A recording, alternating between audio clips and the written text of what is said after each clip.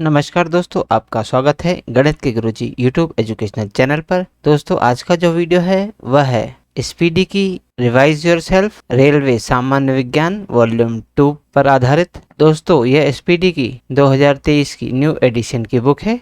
इसमें सन 2022 तक जितने भी रेलवे एग्जाम्स में प्रश्न पूछे गए हैं वे सभी इसमें दिए गए हैं। दोस्तों, यह रेलवे की सामान्य विज्ञान की बुक केवल रेलवे के लिए ही नहीं, बाकी अन्य जितनी भी परीक्षाएं होती हैं जिनमें सामान्य विज्ञान के प्रश्न पूछे जाते हैं उन सभी प्रतियोगिता परीक्षाओं के लिए उपयोगी है। दोस्तों, इस बुक में बहुत सारे सेट्स दिए गए हैं, तो दोस्तों आपके लिए बहुत अच्छा अवसर है कि हमारे इस चैनल पर बिल्कुल शुरू से इस बुक की शुरुआत हो रही है। तो आइए हमारे साथ इस बुक को पूरा कीजिए और अपनी तैयारी को बेहतर कीजिए। दोस्तों, आज हम करेंगे स्पीडी की वस्तुनिष्ठ सामान्य विज्ञान रिवाइज योरसेल्फ सेट नंबर 167। तो चलिए दोस्तों फिर शुरू करते हैं। पहला प्रश्न, सामान्य नमक का रासायनिक नाम क्या है? दोस्तों, सामान्य नमक का रासायनिक नाम सोडियम क्लोराइड है। अगला प्रश्न, प्रश्न नंबर 2, राष्ट्रीय अश्व अनुसंधान केंद्र कहाँ है? दोस्तों, राष्ट्रीय अश्व अनुसंधान केंद्र हिसार में है। अगला प्रश्न, प्रश्न नंबर 3, मानव शरीर का सामान्य ताप कितना होता है? दोस्तों, मानव शरीर का सामान्य ताप 98.6 डिग्री फ़ारेनहाइट होता है। अगला प्रश्न, प्रश्न नंबर 4, शुद्ध जल विद्युत का कैसा रूप दर्शाता है? दोस्तों, शुद्ध जल विद्युत का कुचालक होता है। अगला प्रश्न, प्रश्न नंबर 5, विश्व में व्यापक रूप से फैले रोग को क्या कहा जाता है? दोस्तों, विश्व में व्यापक रूप से फैले रोग को महामारी कहा जाता है। अगला प्रश्न, प्रश्न नंबर 6, सेकंड के लोलक की काल अवधि कितनी होती है? दोस्तों, सेकंड के लोलक की काल अवधि 2 सेकंड की होती है। अगला प्रश्न, प्रश्न नंबर 7, चांदी सबसे ज़्यादा किस देश में पाई जाती है? दोस्तों, चांदी सबसे ज़्यादा मेक्सिको देश में पाई जाती है। अगला प्रश्न, प्रश्न नंबर 8, अम्ल वर्षा किसके कारण होती है? दोस्तों, अम्ल वर्षा SO2 और NO2 यानी सल्फर डाइऑक्साइड और नाइट्रोजन डाइऑक्साइड के कारण होती है। अगला प्रश्न, प्रश्न नंबर 9, राष्ट्रीय पशु चिकित्सा विज्ञान अनुसंधान संस्थान कहाँ है? दोस्तों, राष्ट्रीय पशु चिकित्सा विज्ञान अनुसंधान संस्थान इज्जतनगर में है। अगला प्रश्न, प्रश्न नंबर 10, विश्व में सबसे ज़्यादा टंगस्टन किस देश में मिलता है? दोस्तों, विश्व में सबसे ज़्यादा टंगस्टन चीन देश में मिलता है। अगला प्रश्न, प्रश्न नंबर 11, संवहन की क्रिया किस में होती है? दोस्तों, संवहन की क्रिया गैस में होती है। अगला प्रश्न, प्रश्न नंबर 12, केंद्रीय बकरी अनुसंधान केंद्र कहाँ है? दोस्तों, केंद्रीय बकरी अनुसंधान केंद्र मखदूम में है। अगला प्रश्न, प्रश्न नंबर 13, MRI में किस तरंग का प्रयोग किया जाता है? दोस्तों, MRI में चुंबकीय तरंग का प्रयोग किया जाता है। अगला प्रश्न, प्रश्न नंबर 14, मैंगनीज विश्व में सबसे ज़्यादा किस देश में होता है? दोस्तों, मैंगनीज विश्व में सबसे ज़्यादा यूक्रेन देश में होता है। अगला प्रश्न, प्रश्न नंबर 15, सूर्य से ऊर्जा का उत्पादन किस प्रक्रिया द्वारा होता है? दोस्तों, सूर्य से ऊर्जा का उत्पादन संलयन प्रक्रिया द्वारा होता है। अगला प्रश्न, प्रश्न नंबर 16, घेंगा रोग किसकी कमी से होता है? दोस्तों, घेंगा रोग आयोडीन की कमी से होता है। अगला प्रश्न, प्रश्न नंबर 17, सोयाबीन से क्या प्रचुर मात्रा में पाया जाता है?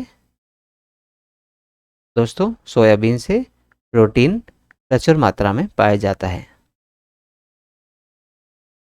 अगला प्रश्न, प्रश्न नंबर 18, राष्ट्रीय मधुमक्खी अनुसंधान संस्थान कहाँ है? दोस्तों, राष्ट्रीय मधुमक्खी अनुसंधान संस्थान पुणे में है। अगला प्रश्न, प्रश्न नंबर 19, टीके का आविष्कार किसने किया था? दोस्तों, टीके का आविष्कार जेनर ने किया था। अगला प्रश्न, प्रश्न नंबर 20, राष्ट्रीय ऊंट अनुसंधान संस्थान कहाँ है? दोस्तों, राष्ट्रीय ऊंट अनुसंधान संस्थान बीकानेर में है। अगला प्रश्न, प्रश्न नंबर 21, दीर्घ दृष्टि दोष वाले व्यक्ति के लिए निकट बिंदु क्या होता है? दोस्तों, दीर्घ दृष्टि दोष वाले व्यक्ति के लिए निकट बिंदु अनंत पर होता है। अगला प्रश्न, प्रश्न नंबर 22, विश्व में अभ्रक का उत्पादन सबसे अधिक किस देश में होता है? दोस्तों, विश्व में अभ्रक का उत्पादन सबसे अधिक भारत देश में होता है। अगला प्रश्न, प्रश्न नंबर 23, जीवन का ब्लूप्रिंट किसे कहा जाता है? दोस्तों, जीवन का ब्लूप्रिंट डीएनए को कहा जाता है। अगला प्रश्न, प्रश्न नंबर 24, राष्ट्रीय डेयरी अनुसंधान संस्थान कहाँ है? दोस्तों, राष्ट्रीय डेयरी अनुसंधान संस्थान करनाल में है। अगला प्रश्न, प्रश्न नंबर 25, टेलीस्कोप का आविष्कार किसने किया था?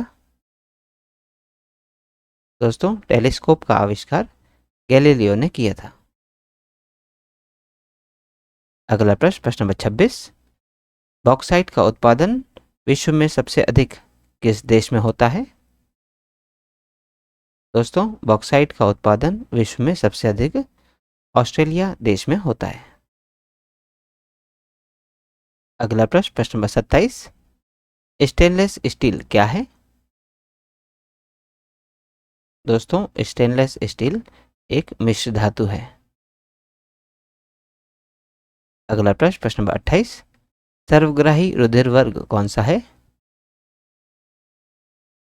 दोस्तों, AB रुधिर वर्ग सर्वग्राही रुधिर वर्ग है। अगला प्रश्न, प्रश्न नंबर 29, केंद्रीय पक्षी अनुसंधान संस्थान कहाँ स्थित है? दोस्तों, केंद्रीय पक्षी अनुसंधान संस्थान इज्जतनगर में स्थित है। अगला प्रश्न, प्रश्न नंबर 30, राष्ट्रीय रासायनिक प्रयोगशाला कहाँ स्थित है? दोस्तों, राष्ट्रीय रासायनिक प्रयोगशाला चंडीगढ़ में स्थित है।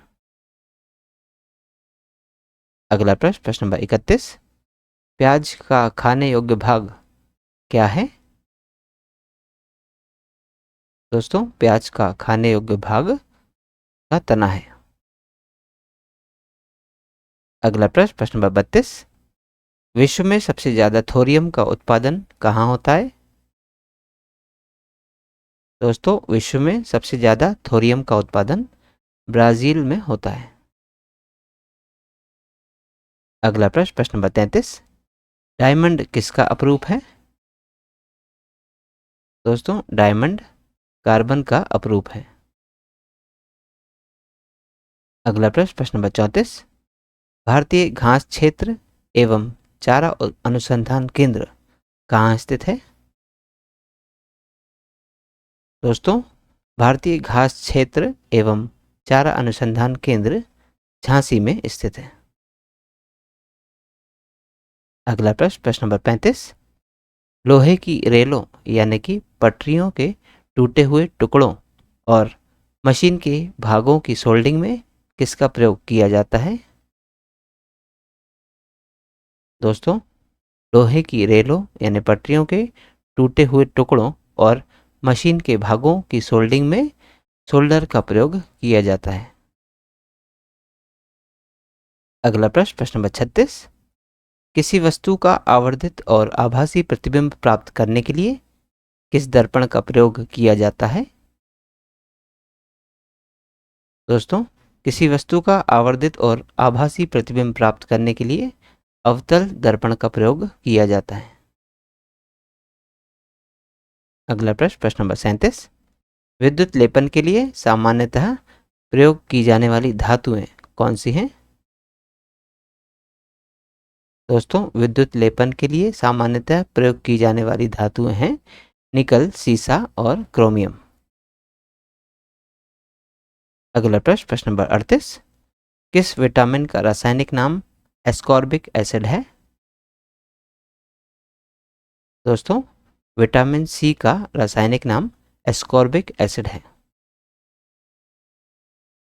तो दोस्तों, आज की इस प्रश्नावली में कुल 38 प्रश्न थे जो हमारे द्वारा पूर्ण कर लिए गए हैं।